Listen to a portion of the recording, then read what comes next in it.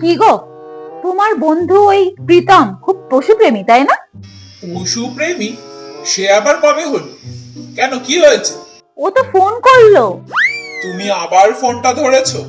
হ্যাঁ, ও তো বললো, কিরে ভাই চলে আয় আমার বাড়ি, খুব ঠান্ডা পড়েছে, ব্ল্যাক ডগ এনেছি। প্রীতম রাস্তা দিয়ে যাওয়ার সময় দেখেছে এই ঠান্ডায় ওই কালো কুকুরগুলো খুব কষ্ট পাচ্ছে, তাই ওদেরকে নিয়ে এসছে। हे प्रभु বাহ, हे प्रभु কি ভালো हे বন্ধু গো हरिनाम তোমার। कृष्ण जगन्नाथ। হ্যাঁ, তাই হবে। ওরম পশু প্রেমী যদি আমি হতাম না, তাহলে তুমি এতদিন আমাকে ডিভোর্স দিয়ে কোথায় চলে যেতে। কি? এই, কিছু না কিছু না। খুব পুণ্যের কাজ করছে।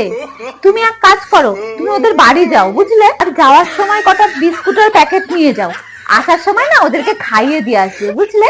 আমি বিস্কিটের প্যাকেট নিয়ে যাচ্ছি ওদের বাড়ি।